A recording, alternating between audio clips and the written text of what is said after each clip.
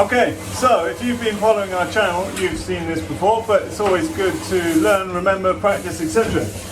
So always use a good chicken knife. These are made by, I think, Victorinox, and that's specifically a good chicken boning knife. You want a thin, slightly flexible blade that can be honed really sharp.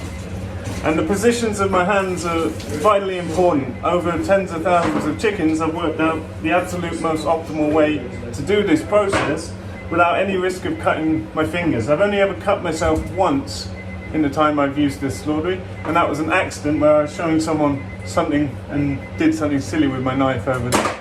And you should never have your hands in the way of a knife, that's important. So we take the oil glands, which contain the bird, so we're removing that oil sac. That goes into the bin. Turn the bird over. I like it at a 45-degree angle away from me. Pinch up the skin in the thoracic cavity, so that we're just nicking the skin, not the actual flesh, or cutting the breast meat. I secure the bird with my hand and rip the neck skin down. Grab hold of that crop and rip it down. Switch hands, rip it up. Tuck it in the back of my hand, and that allows me to use my forefinger to dig under the esophagus and windpipe. Pull them out, pull the neck out, make sure the neck skin's the right way round, and now the front end of the bird is released. Then I clench up with the palm of my hand on the keel and cut halfway between there and the butthole, and I'm trying to get through this fascia, through this fat to the intestine. The intestine sits right there. I can get my fingers in now, and I use two fingers to open that cavity up towards the edge of the table in case any feces comes out, and I can wash it down. Then I separate the gizzard from the fat layer on top of it just by a scoop with my finger. Reach my hand in, try and get everything out. If you've got small hands, you can get everything out in one go. I take the heart. I'm looking for any white spots, black spots, any sign of disease. If not, that's good to eat. I'm taking the liver without splitting the bile, and to do that, I pinch the bile, the gallbladder, so that it's not in danger of splitting. And I take the livers, inspect them, they're good to eat. Then with a little bit of tension on the intestine, I can pull this off the edge of the table, so there's no risk of anything splitting and contaminating the bird. And I'm using the natural line of the guts to just cut straight down, underneath, and that's perfectly removed everything. And it keeps all that lovely fat on the pubic bone. And this is what makes chicken, roast chicken particularly, taste so good, is that thick layer of fat that we get from our birds. Inside, I'm taking the lungs in a scooping motion to get them in one go. So I do that in a kind of three-fingered twist, feeling the rib cage with my fingers, and then come out in one piece, nice and clean. If there's testicles, this is a male, so I'll take them out, make sure the last bit of windpipe is out. Holding the bird by its neck, I cut at the level of the top of the breasts. We'll keep the neck. That bird's an A-quality bird, off we go. Okay, different perspectives. Always good to see things from different angles. Now, this part in the process people often find really troubling. So I'm going to try and show you slow motion. I put my hand really gripping that bird. I'm in total control of the bird. And pull down. But this next bit with the crop, because the crop here is stuck to the breast meat with fascia. So I actually get my finger in and I roll it with my thumb onto my finger. Don't know if you'll be able to make that out.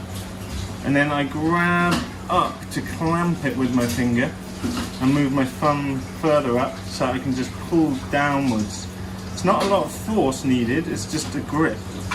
Then I can switch hands, pull it back, and there you can clearly see the crop, esophagus and windpipe. So you can easily now dig under those two and then pull that out like so. Same with the neck. So you see how the whole front of the bird is now released.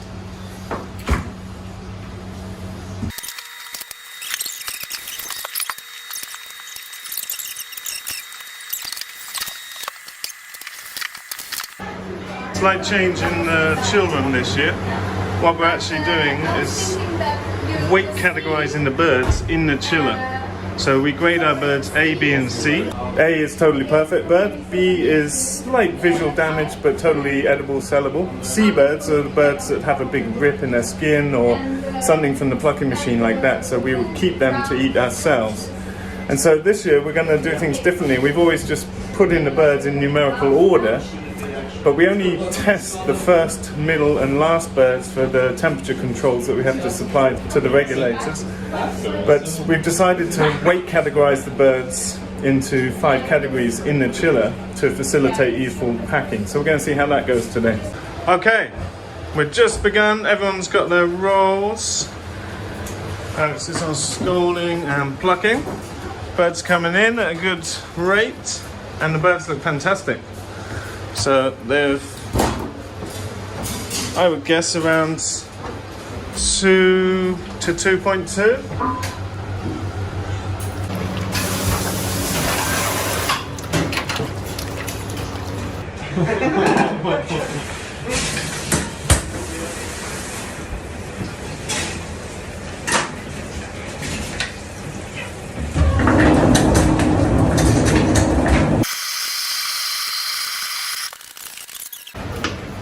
Yeah.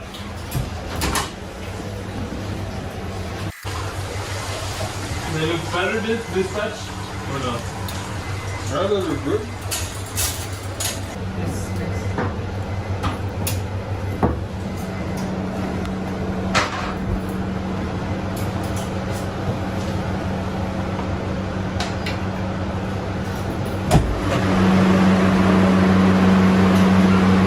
Okay, 11 o'clock.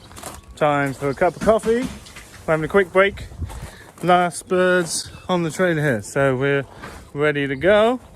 Okay, birds look fantastic. We'll have a look in the fridge very soon. We're doing a clean down now. It's trying to get this place feather free, soak things down with hot water, then we foam it with the foamer that we use, then come back and rinse that after 15 minutes and squeegee the floor, get everything dry again. So great work today.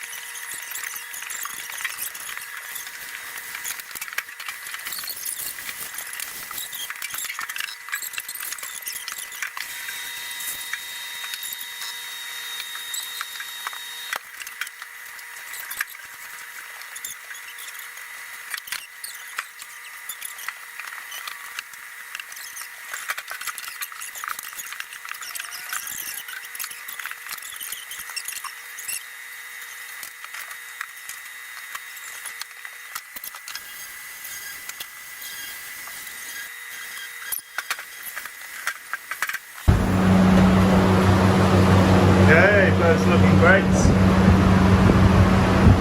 Quite big birds because they went a few days over because we had our slaughter inspection.